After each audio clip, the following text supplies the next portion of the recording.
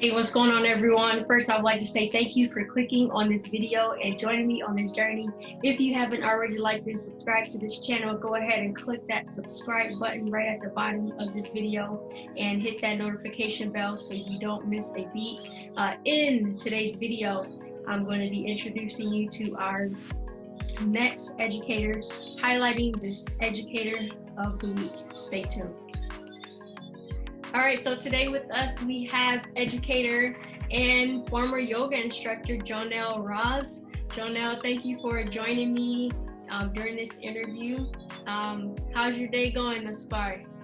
Excellent, and thank you for having me. I look forward to speaking with you. Great, so just start us off by, telling us how you started this whole teaching journey. Were you always a teacher? No, I wasn't always a teacher, but I had a lot of teacher influences. My mom's a doctor and professor of anatomy and physiology, and my sister teaches art in 5th grade. My other sister is an occupational therapist and a physical education teacher. So it kind of was in the family background, and I went rogue. I have a business background in marketing, 2 bachelors of science, and I taught yoga for the Flint, Genesee County Youth Quest program for 2 years. And after enjoying that time and substitute teaching, I went back to school and have enrolled in the Teachers of Tomorrow program. Nice, that's awesome. So you've had quite the influence. I sure did. It's in the bloodline, I guess I could say, and don't know why we don't listen to our mom sooner, because she always said, you guys should get a teaching degree. So at what point in your journey did you say, this is for me, I want to be a teacher? I really think it mostly clicked when I was teaching the Youth Quest program with the Genesee County Chamber of Commerce and Flint school systems.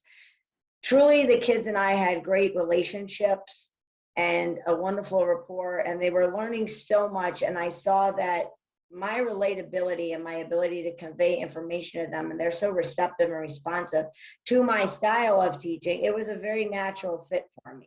So I said, well, I have nothing to lose, everything to gain. I've always been involved with kids, substitute teaching. I don't know why I didn't do it sooner than later, but I'm certainly glad that I decided to, because it worked out for the best, and I wouldn't even have dreamed that I would have done something else. But everything's a lesson learned. Absolutely. So what grades do you teach? 4 or 5 split this year, and prior 2nd grade. Nice. Okay. So how many years did you teach 2nd grade? That would be 2 full years and a half a year of 1st grade. And this is my first full year of 4 or 5 split. Nice. Okay. So what's your average class size? Well, right now it's at 25 students, but normally it was running anywhere from about 17, 18 to 22. Okay, so that's a pretty good average number.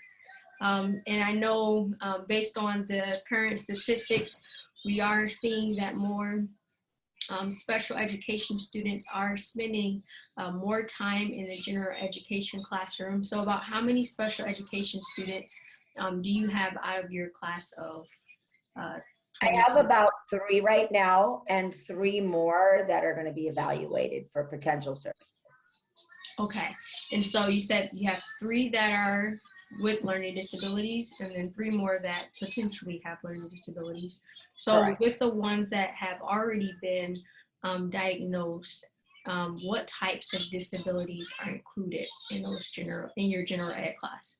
I have 1 student with cognitive learning disability with a major deficit in reading, and then I have 2 more students with behavioral modifications, ADD, ADHD, and some cognitive in math. Mm-hmm. And I know based on legislation, by law, they're pushing towards the inclusive classroom. So how does inclusive classroom work for your students with disabilities? I really enjoy the fact that they're being worked with within our classroom, more of a push-in feeling than a pull-out feeling.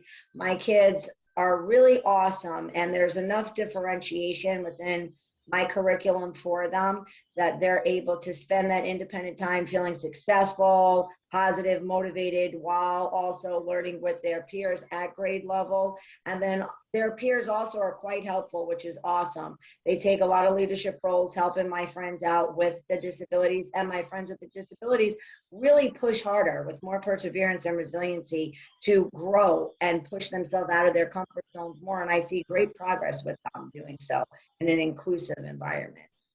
Yeah, absolutely. And I know it takes work on the teacher's part to make sure that that environment is conducive to those students that have learning disabilities. So can you kind of touch upon how important it is to cultivate that environment so that all students feel included? It's exceptionally important, and I personally differentiate the learning for everybody, including my grade level students. So either they're exposed to challenges at a grade level they're not experiencing, which is great, so that my children with the learning disabilities can see, hey, other people are also experiencing a struggle somewhat different. They're being pushed out of a comfort zone on grade level curriculum that's beyond where they're at. My students with the disabilities are also being pushed. They also see their peers getting differentiated instruction. I also choose, even within grade level, to provide different formats of instruction. So everybody's not working on the same thing at the same time. Nobody really feels like, hey, I'm any different. They all see each other working with different modalities, different instructional levels, all inclusively at the same time. I feel emotionally it's more that way. And then obviously also academically, they're also having their regular grade level plus meeting them where they're at, all while in the classroom. And their peers are experiencing very similar things without anybody really knowing that anybody's so-called different. Right, right. And so what would you say are the challenges that come with teaching in the general education classroom, but also with the challenges you may face with students with learning disabilities, and how have you been able to overcome that as a teacher? Well, let me think a multi-step question here for you. I think the challenges that I find are providing enough one-on-one time for when they are struggling at those moments of struggle, because it's really a time limitation, especially now with the pandemic, where there's less time for even general instruction in general. But to try to do that for my children that are in need, being the general ed teacher, it's very hard to give them that specialization. So to rely also on assistance that comes in from special education teachers to give them that extra time where they have a little bit of struggle, and they can provide them a little more one-on-one. That's mostly what I feel the struggle. The other struggle would be motivation. However, we have so much technology right now that we've been able to differentiate with, which I incorporate with my iPads in my classroom. And we have Imagine Math, Imagine Language and Literacy, which is meeting the kids on a level where they're at. I find that very awesome, because during a time that maybe a struggle and my kids need a little brain break, I can put them on something that's still going to meet them where they're at. They can take a rest from what they're struggling with. Then I can find the time to go ahead and regroup with them again and then go over that a little bit more. So I found a way that it's making it work, but if anything is the biggest struggle, it is providing them more of that one-on-one during those moments that they do need additional help.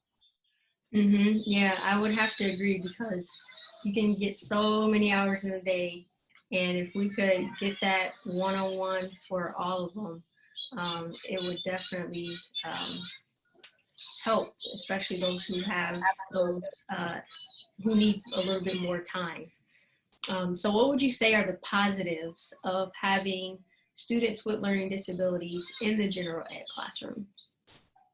It's very supportive of creating leadership roles within a classroom for the students without the disabilities and for the ones. I noticed that the students with the disabilities, when they find a strength, they want to share their knowledge and they want to share what they know with other people. So it gives them an opportunity to teach and feel empowered.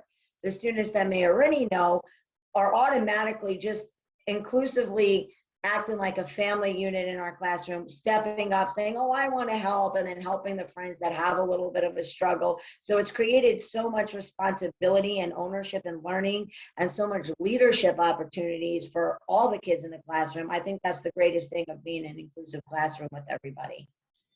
Absolutely. And then when you think about the real world, you're thinking about, what it's like when they transition out of school and into the real world. It's kind of like a equal playing field where they all play a major part in making an impact. So Absolutely. yeah. So what type of training have you had as a teacher and outside of being a teacher? To be honest, just professional development when it comes to any special education. And then with my yoga training, it's helped me to incorporate a lot of mindfulness techniques and a lot of personal affirmations, personal empowerment, which I think emotionally supporting children, especially in a special education capacity, is extremely important so that they can feel empowered and confident to be able to handle the stressors that come their way, and then also to provide them that sense of taking ownership in their learning, that just because they're maybe at a different level doesn't mean they don't have a strength. And I think my yoga background and being able to do that and practicing that mindfulness has been extremely supportive for my kids emotionally, which then transfers to them academically, because when they feel good as a person, they don't mind failing like anybody else at any given point, because they can bounce back. They're resilient, they could overcome, and that in turn results in success academically. Mm-hmm.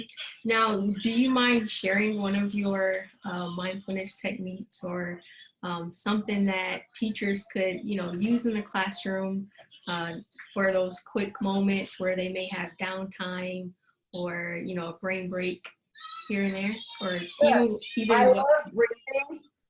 Yeah, Okay. absolutely. I love breathing. That's probably one of the biggest things, just anybody in general. And which is nice, I can incorporate it with the whole class, not just with the kids that may need it. It's good for anybody. Oxygenation, the brain is increasing our cells, they're pumping, the blood is flowing. Normally I do a 4-count in breath, a 2-count out breath with a belly balloon. So we make big, gigantic belly balloon breaths. We breathe in for 4, out for 2, and blow our belly balloons up. Kids think it's fun because balloons look like a little belly. Their mind is off whatever bothered them for the moment.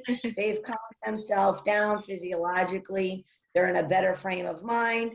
And now we can regroup and get back to things if it's the time to do so. So I love that the most. I find that the kids are very receptive to belly balloons. Oh yeah, and it seems like you don't need anything, no materials, right? Something that you can even do at home. And I can see those kids even practicing that, you know, in other activities, just taking that breather.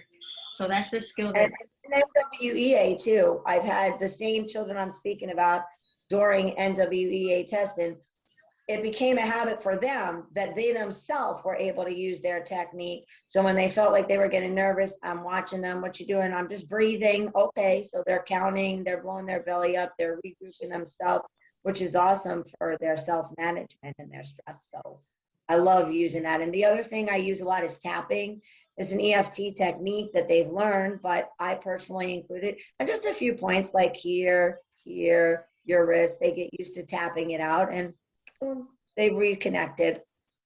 Nice. And so in what moments do they use that, tapping technique? Oh, it could be when they're stuck. I have a lot during math, more so than reading, because I believe it's just, it may even be, I haven't learned enough scientifically to know what side of the brain that's correlating with, and if that is a relation to math, which interests me. I may do some research on my own now that we're chatting about it. But I noticed they use a lot when they're struggling with a math problem. And they just seem to be counting and tapping and counting and tapping. Next thing you know, they're back at their math again. And it just triggers some kind of response in them to relax a little bit. And then they regroup. Yeah. As math tappers. Math tappers, I like that. So what would you say is the best part of your job? It's definitely the kids. I love that I see the kids, I get to interact with the kids, and I love watching them learn and surprise themselves, because oftentimes kids are coming in already with a mindset of stressors from their environment or their homes or physically not feeling well. And once they're in the classroom and they're regrouping and they're focusing, they're surprising themselves with how much they're capable of. And when they thought they couldn't do it, they figured out, wow, like it's a light bulb went off. They're shocked, they're excited, they can't believe what they just accomplished. And I love fostering that sense of belief in themselves, because everything else really is secondary. Once they feel so empowered and really so safe to make mistakes and then grow from them, that's the best part of my day. It's honestly why I love teaching, because I love watching them take ownership of their learning and feel so inspired at what they just did. Mm-hmm. Absolutely. I know that's probably one of the best feelings in the world to see that happen for you. So what would you say your greatest inspiration would be? It's definitely the kids. It's definitely their learning. It's definitely watching them bounce back, watching their perseverance, being so resilient, not giving up. And I love that I can see when they feel like they're at their lowest moment, they have enough security that they believe that their teacher loved them enough, that they were safe to keep going and not give up on their lowest moment. I feel that that inspires me every day. Be a better person, be a better teacher. It's the amazement in them and their capabilities and not giving up. Mm-hmm. And that gives a motivation for even just the future. I mean, those are skills that they're going to need when they do face those challenges, not even inside the classroom, but also outside the classroom. Absolutely. Total life skills that are so applicable for them. And there's so much growth that you see throughout a year of spending with the kids. Mm-hmm. Absolutely. And so how important is it, would you say, for teachers to bring their best self into the classroom? 100% important. You have to give your all. I've always been in the belief they deserve absolutely nothing less than the best. On my worst day, I need to be my best day for them. There is absolutely no option.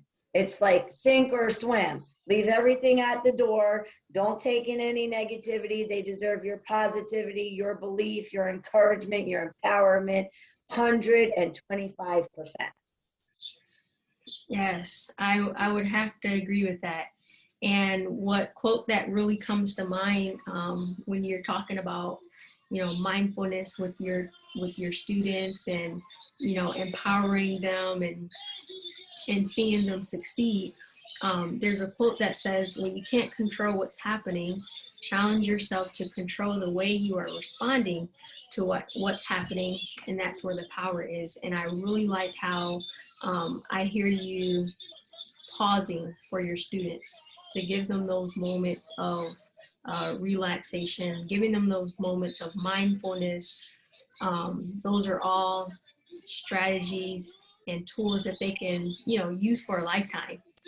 And so I really appreciate the impact that you're already making in the classroom. The energy that you bring into the classroom is unmatched. And I'm sure that the seeds that you plant this year and for years to come is going to be that tree that someone is able to sit under that shade because of the seeds that you're planting now. So thank you for this interview. I appreciate you taking the time out and having this conversation with me. What advice would you give to teachers out there, teachers, parents, administrators? What life advice would you give to those who are watching? Oh, that's good. Well, first of all, thank you for your kindness and interviewing me and taking your time with this. And I would believe the advice I would give everybody is every child has value and every child deserves your belief in them, no matter what. And they have their own strength and their own gift that they have to offer the world. And I personally cannot stress enough for a parent, an educator, just anybody, allow children to be independent thinkers. That's very big for me because they're going to make their mark in the world in the future based on their light And I feel like they need to find themselves, and we're there to guide and facilitate them finding themselves. I don't want to think for them, and I don't want to program them on how to think. I feel fostering their sense of independence and their own thinking is going to help them create their shine. And that's basically what I tell any educator, parent, anybody in the world that's working with kids. And you know, that's the only thing that has ever changed the world, is someone who is brave enough to believe that they could actually do it. So thank you again, and until next time. And there you have it. Jonelle said it the best. She says that when the students have perseverance and they have their positive mindsets, and they know that things are possible, that they can do those hard things. And that is what helps her to want to be a better teacher, just seeing those small successes. Remember, you have what it takes. Be great and accelerate. Until next time, peace.